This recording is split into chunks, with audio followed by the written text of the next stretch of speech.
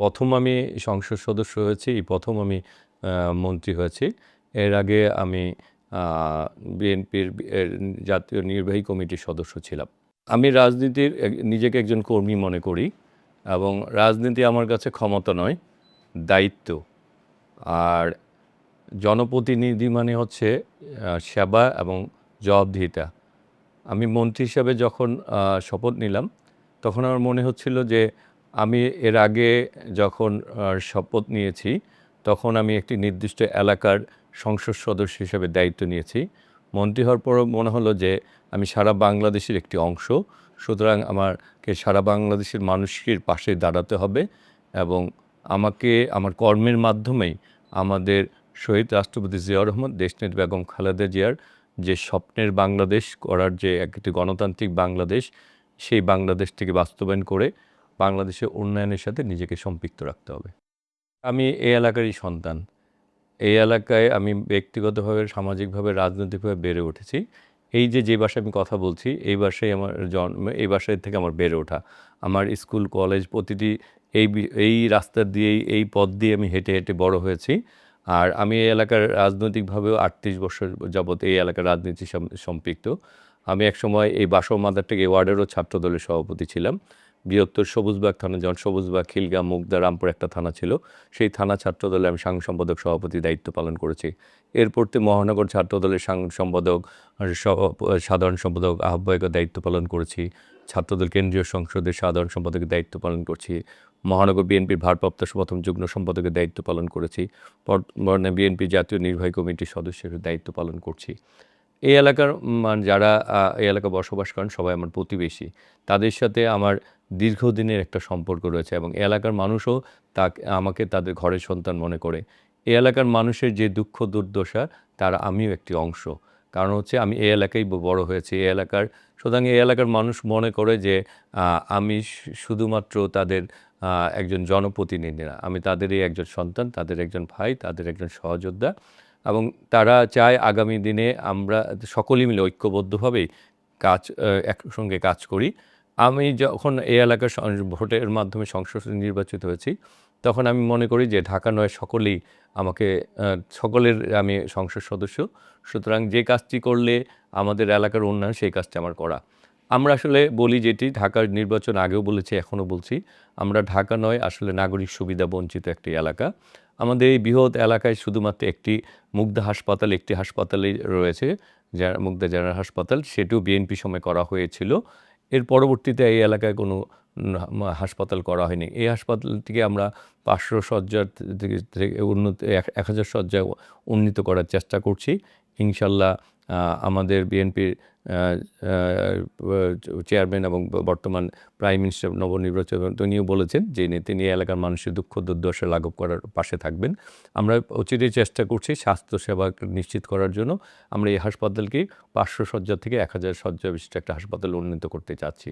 দ্বিতীয় হচ্ছে যে আমাদের এই এলাকায় এখনও যেই ওয়ার্ডগুলি, ইউনিয়নগুলি ওয়ার্ডে পরিণত হয়েছে ৭১, ৭২, ৭৩, ৭৪, ৭৫, এইগুলি এখনও অনেক জায়গায় বাঁশের সাঁকো রয়েছে এবং সেই সাঁকোগুলি অনেক লম্বা এবং কোনোটির উচ্চতা ৪-৫ তলা সমান।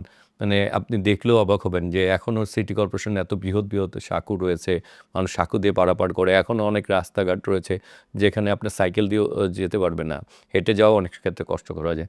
আমরা চাচ্ছি সিটি কর্পোরেশনের মাধ্যমে সেই এলাকাগুলি ব্যাপক উন্নয়ন করার জন্য, রাস্তাঘাটের উন্নয়ন করার জন্য। আমরা চাচ্ছি যে আমাদের এই যে খালগুলি, জিলানি খাল এবং মান্ডা খাল, এগুলি অনেকটা অবৈধভাবে দখল করা হয়েছে। এই খালগুলিকে পুনরুদ্ধার করার জন্য এই ব্যাপারটা আমি ক্যাবিনেট মিটিংয়েও উল্লেখ করেছি। আমাদের বর্তমান প্রাইম মিনিস্টার তারেক রহমান এই খালগুলি পুনরুদ্ধার করার জন্য এবং খাল খননের জন্য তিনি ইতিমধ্যে ৩টি মন্ত্রণালয়কে নির্দেশনাও দিয়েছেন। তারা অচিরেই আসবেন। সিটি কর্পোরেশন মানে এলজিইডি মন্ত্রণালয়ের দায়িত্ব যে মন্ত্রী রয়েছেন এবং সিটি কর্পোরেশন নবনির্বাচিত যে জেলা বর্তমান যে প্রশাসক রয়েছে সিটি কর্পোরেশন প্রশাসক এবং অন্যান্য মন্ত্রী, যারা পানি সম্পদ মন্ত্রী, এলজিইডি অন্য সহকারে একটি টিম অচিরে আসবেন এটি পরিদর্শনের জন্য। সুতরাং এটি হলে যেমনিভাবে আমাদের খালটি পুনরুদ্ধার হবে, তেমনিভাবে মশার প্রচুর উপদ্রব রয়েছে, সে থেকে আমরা উদ্ধার করতে পারবো। আমরা চাচ্ছি যে বিভিন্ন মন্ত্রণালয়ের সাথে সমন্বয় করেই কাজগুলি স্বাস্থ্য মন্ত্রণালয় সমন্বয় করে মুগ্ধ হাসপাতাল থেকে 500 থেকে 1000 করা, সিটি কর্পোরেশন রাস্তাঘাটের উন্নয়ন করা, তারপরে এলজিডির সাথে এবং সিটি কর সমন্বয় করে খালগুলি পুনরুদ্ধার করা। এছাড়া আমরা চাচ্ছি যে আমাদের এই এলাকায় অনেক কিছু মাঠ-টাঠ দরকার, খেলার ব্যবস্থা, সেই মাঠগুলি ব্যবস্থা করা। আমাদের এলাকায় কিছু কবরস্থানের প্রয়োজন, সেগুলি। শিক্ষা প্রতিষ্ঠানের আরও উন্নয়ন করা প্রয়োজন। আমরা প্রতিটি সেক্টর নিয়ে কাজ করার চেষ্টা করছি, মন্ত্রণালয়গুলির সাথে সমন্বয় করার চেষ্টা করছি। আসলে আমরা তো মাত্র শপথ নিলাম, মানে মন্ত্রিসভায় আসছি 4 দিন হয়েছে।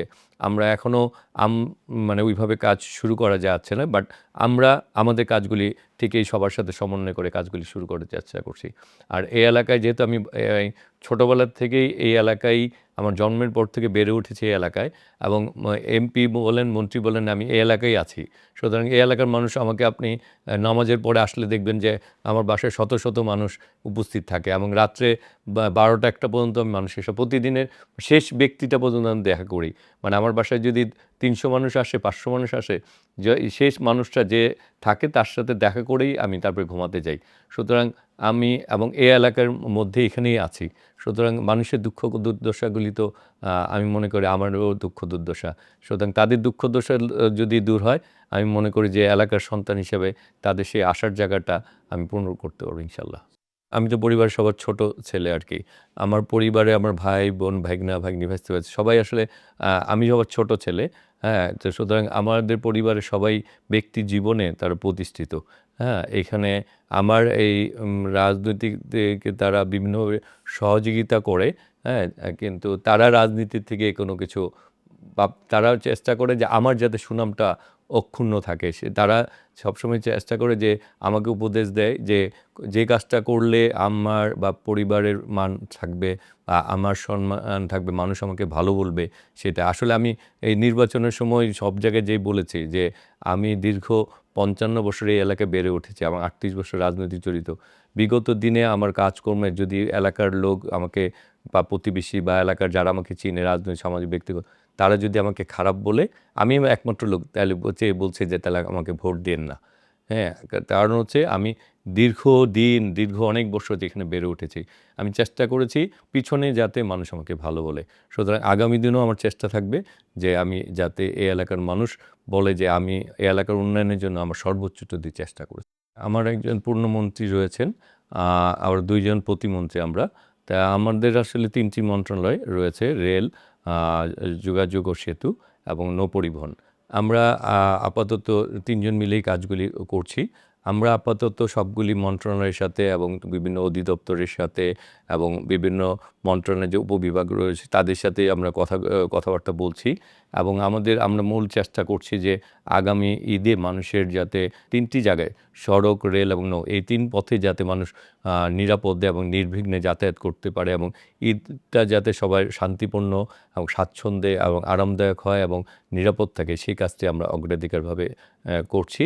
সাথে সাথে বিভিন্ন মন্ত্রণালয়ের যে সকল কাজকর্ম যে অগ্রগতি, সেগুলি সম্বন্ধে জানতে চাচ্ছি, বা আগামী দিনে মন্ত্রণালয়কে কী ধরনের বাংলাদেশকে এগিয়ে নেওয়ার জন্য যে কী কাজকর্ম রয়েছে, বা কোন কাজগুলি করলে দেশের মানুষ বেশি উপকৃত হবে, দেশ উন্নয়নের দিকে ধাবিত হবে, সেই কাজগুলি নিয়ে আমরা আলোচনা করছি, জানছি, এবং সেগুলি অগ্রগতির সম্বন্ধে আমরা কাজ করছি। যে আমার যা মন্ত্রণালয় রয়েছে, সাধারণ মানুষের সবগুলির সাথে সরাসরি সম্পর্ক রয়েছে।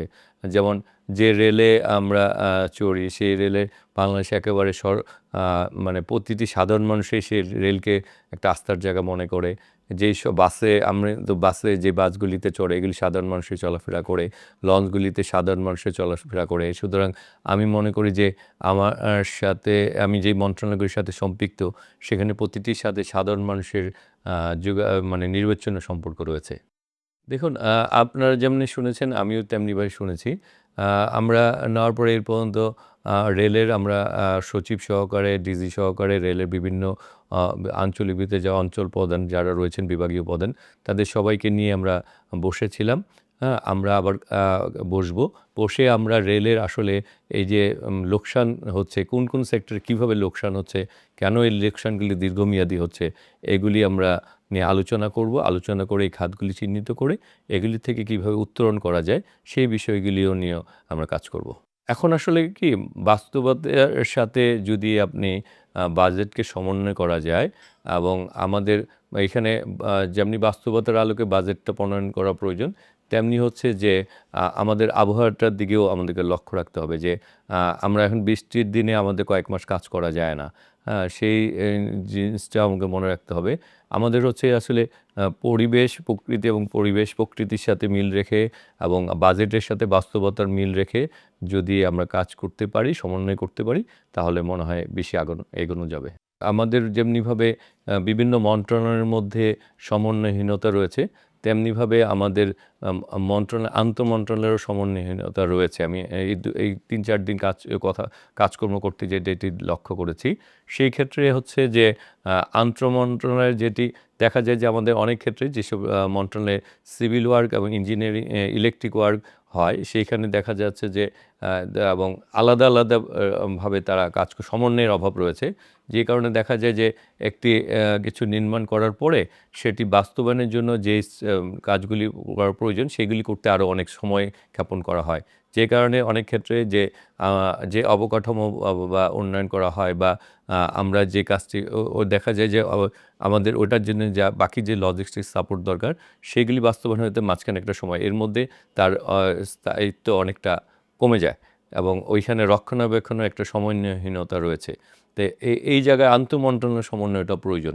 এটি আমার কাছে খুব জরুরি মনে হয়েছে। আমি আসলে দুইভাবে সময়টা সমন্বয় করার চেষ্টা করি।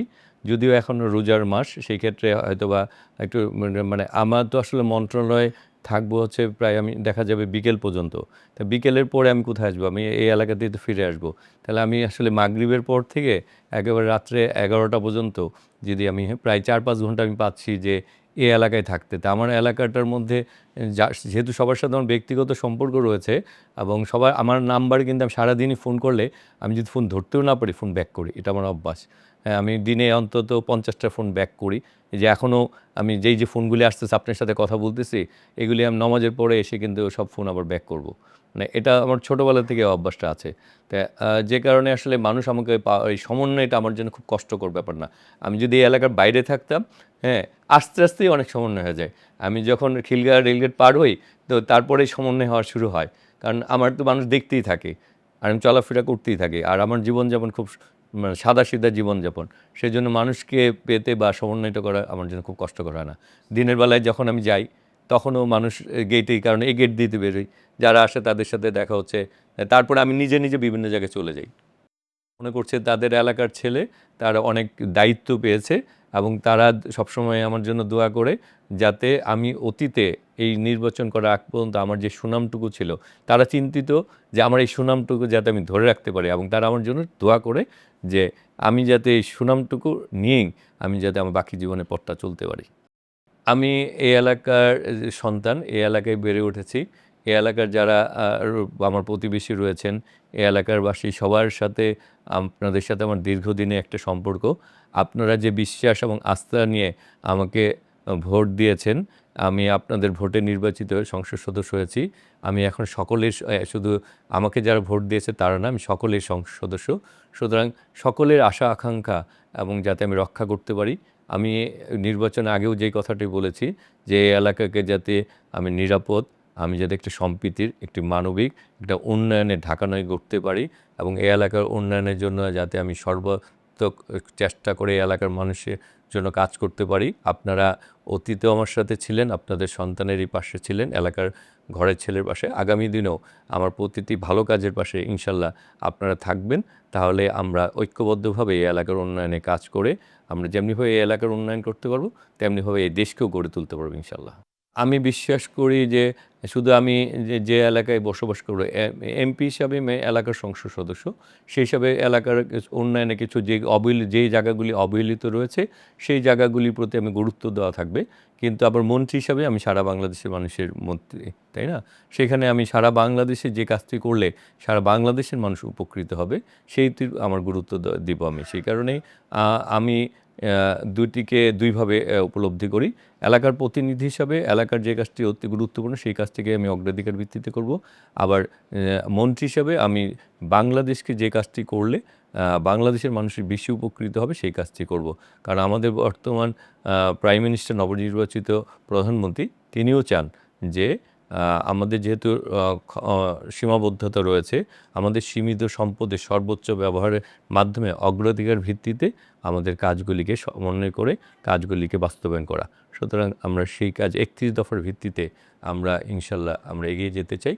যে কোনো কাজ করতে গেলেই এখন যদি আমি খাল পুনরুদ্ধার করতে যাই, তখন তো কিছু যারা এই খাল দখল করে আছে তারা তো আমার বিপক্ষে যাবেই। আমি যখন এলাকাকে মাদকমুক্ত, সন্ত্রাস ও চাঁদাবাজ মুক্ত করতে যাচ্ছি, তখন তো এলাকায় যারা সন্ত্রাস, চাঁদাবাজ, মাদকের সাথে যুক্ত তারা তো আমার বিপক্ষে যেতেই পারে। কিন্তু আমি তো শপথ নিয়েছি, তাই না? আমি শপথ নিয়েছি ভালো কাজ করার জন্য। আমি শপথ নিয়েছি এই দেশকে গড়ে তোলার জন্য। আমার কথা হচ্ছে যে কাজটি করলে মানুষের উপকৃত হবে, বাংলাদেশ উপকৃত হবে, গণতন্ত্র গণতন্ত্র বাংলাদেশ প্রতিষ্ঠিত হবে। সেখানে কিছু যারা অন্যায়ের সাথে জড়িত তারা ক্ষতিগ্রস্ত হলে তো আমার কিছু আসে যায় না। আমি যখন নির্বাচন করেছি তখন আমাকে প্রশ্ন করা হয়েছিল যে আপনার যারা প্রতিদ্বন্দ্বী রয়েছে তাদের ব্যাপারে আপনার মতামত কী? তা আমি তখনও বলেছি, এখনও বলছি, আমি বলেছি তারা আমার প্রতিদ্বন্দ্বী নয়, তারা আমার সহযোদ্ধা। কারণ তারা যে এলাকার যারা নির্বাচনে দাঁড়িয়েছে তারা এই এলাকার মানুষের উন্নয়ন চায়, এলাকার উন্নয়ন চায়। সুতরাং আমিও তো তাই চাই। সুতরাং তারা আমার প্রতিদ্বন্দ্বী হবে, তারা আমার সহযোদ্ধা। এখনও আমার একই কথা রয়েছে। আমি নির্বাচিত হয়ে আমি কিন্তু আমাদের যে এনসিপির জোটের যে প্রার্থী ছিল তার বাসায় গিয়েছি, তার বাবা মাকে সালাম করেছি, তাদের সাথে দেখা সাক্ষাৎ করেছি এবং তাদের বাসায় যে আমি খাওয়া দাওয়াও করেছি, হ্যাঁ, এবং উনিও আমার বাসায় এসেছেন। তারপরে আমার যে আরেক প্রার্থী ছিল সহযোদ্ধা, হ্যাঁ, ছোটো বোন তাসনিম যারা, হ্যাঁ, সেও আমাকে ফোন দিয়েছে, আমিও তাকে ফোন দিয়েছি, দেখা করতে চেয়েছি, হ্যাঁ, আমিও তাকে বলেছি যে আপনি অনুমতি দিলে আপনার বাসায় যেয়ে আমি এক কাপ চা খেতে চাই। উনি বলছে জানাবেন আমাকে। সময় দিয়েছিলেন, পরবর্তী আবার বলেছেন যে একটি অপারেশনে বিজি হয়ে গিয়েছেন, তা বলেছেন যে পরবর্তী আমাকে জানাবেন। আমি সেই অপেক্ষায় আছি, উনি যখন পারমিশন দিবেন ওনার বাসায় যাব। কারণ আমি চাই এই ঢাকা ৯কে গড়ে তুলতে, দেশকে গড়ে তুলতে। সুতরাং যারা পজিটিভ, তারাও যদি যারা চান, তাহলে আমি কেন তাদের সাথে, তাদেরকে আমি বিরোধী মনে করি না, তাদেরকে তো আমি সহযোদ্ধাই মনে করি। দেখুন, আমাদের তো আসলে সব জায়গায় কিছু না কিছু পরিবর্তন আসতেই হবে। আমরা যদি জাতীয় ইস্যুতে ঐক্যমতে আসতে পারি, হ্যাঁ, তাহলে আমাদের জন্য ভালো হবে। আমরা মানে আমাদেরকে একটি বাংলাদেশকে স্থিতিশীল রাখা, আমাদের বাংলাদেশকে গড়ে তোলা আমাদের পক্ষে সম্ভব। আমি নির্বাচনে মানুষের কাছে বলেছি যে এই ঢাকা ৯কে আমরা গড়তে চাই। ঢাকা ৯কে যেমনিভাবে আমরা নিরাপদ, মানবিক উন্নয়ন এবং সম্প্রীতি করতে চাই, তেমনিভাবে ঢাকা ৯কে আমরা মাদকমুক্ত, সন্ত্রাসমুক্ত, চাঁদাবাজ মুক্ত করতে চাই। সুতরাং যারা ঢাকা ৯-এর মানুষের বিপক্ষে দাঁড়াবে, যারা উন্নয়নের বিপক্ষে দাঁড়াবে, যারা এই মানুষকে নিরাপত্তা দিতে বাধা হয়ে দাঁড়াবে, হ্যাঁ, তাদেরকে আমরা আইনের আওতায় আনবো। এবং রাজনৈতিকভাবে আমার দলেরও কেউ যদি থাকে, তাকে যেমনিভাবে রাজনৈতিক শাস্তির আওতায় আনা হবে, তেমনিভাবে তাকে আইনের আওতায় আনা হবে। সুতরাং আমরা আমাদের বাংলাদেশকে গণতান্ত্রিক বাংলাদেশ এবং বাংলাদেশের উন্নয়নের প্রশ্নে আমাদের বিএনপি চেয়ারম্যান জনাব তারেক রহমান যেমনিভাবে আপসীন ভূমিকা রয়েছে, তেমনিভাবে আমরাও ঢাকা ৯ এবং বাংলাদেশকে গড়ে তোলার জন্য আমরা চাই যে সবাই ভালোর সাথে থাকার জন্য। সুতরাং যা কিছু ভালো তার সাথে আমরা থাকবো, যা কিছু খারাপ তা আমরা সবাই মিলে আমরা কে প্রতিহত করব। আমরা আগামীর বাংলাদেশকে, যে গণতান্ত্রিক বাংলাদেশ প্রতিষ্ঠিত হয়েছে, তার ধারাবাহিকতা আমরা রাখতে চাই। আমরা ধন্যবাদ এবং কৃতজ্ঞতা জানাই আমাদের আইনশৃঙ্খলা বাহিনীর সবাইকে যে তারা নির্বাচনে একটি স্থিতিশীল এবং নির্বাচনে একটি শান্তিপূর্ণ পরিবেশ রেখেছে, যে কারণে ভোটাররা কেন্দ্রে আসার সুযোগ পেয়েছে এবং তারা ভোট দেওয়ার প্রতি তাদের যে স্বপ্ন ছিল, তাদের যে একটা আগ্রহ ছিল, সেটি তারা বাস্তবায়ন করতে পেরেছে। এবং এই পরিবেশটি দেওয়ার জন্য আমি নিরাপত্তা বাহিনীর সবাইকেই আমি ধন্যবাদ জানাচ্ছি। আমি আসলে বলতাম যে আমরা যে একটি গণতান্ত্রিক যে দীর্ঘ সহযোদ্ধা জুলাই আগস্ট ছাত্র জনতা গণ অভ্যুত্থান প্লাস আমাদের সহযোদ্ধাদের আত্মত্যাগ এবং শহীদ শরীফ ওসমান হাদিরা যে আত্মত্যাগ দিয়েছে, সেই আত্মত্যাগের বিনিময়ে আমরা একটি আমার নেত্রী দেশনেত্রী বেগম খালেদা জিয়া যিনি যে সংগ্রাম গড়েছেন, সংগ্রামী তার যে সংগ্রামী জীবন, শহীদ রাষ্ট্রপতি জিয়া, আপনি কি আগামী দিনে সেই শহীদ রাষ্ট্রপতি জিয়া রহমান, দেশনেত্রী বেগম খালেদা জিয়া এবং শহীদদের আত্মত্যাগের বিনিময়ে আমরা যে বাংলাদেশ পেয়েছি, সেই বাংলাদেশে গণতান্ত্রিক বাংলাদেশের স্বপ্ন ৩১ দফার ভিত্তিতে বিএনপি চেয়ারম্যান জনাব তারেক রহমানের নেতৃত্বে কি আপনি সর্বোচ্চটুকু ত্যাগ স্বীকারের মাধ্যমে বাস্তবায়ন করবেন কিনা, সেই জন্য আপনার প্রস্তুতি রয়েছে কিনা? এলাকার উন্নয়ন, ঢাকা নয়ের সংসদ সদস্য হিসাবে আর মন্ত্রী হিসাবে চাবো আগামী দিনে আমরা যাতে কোনো রকম আমলাতান্ত্রিক জটিলতার মধ্যে না থেকে ঊর্ধ্বে উঠে আমরা যাতে দেশকে আমাদের লক্ষ্যে, আমাদের যে বিএনপির চেয়ারম্যান জনাব তারেক রহমানের নেতৃত্বে আমরা ৩১ দফার আলোকে আমরা যাতে দেশনেত্রী বেগম খালেদা জিয়ার স্বপ্নের বাংলাদেশকে আমরা গড়ে তুলতে পারি।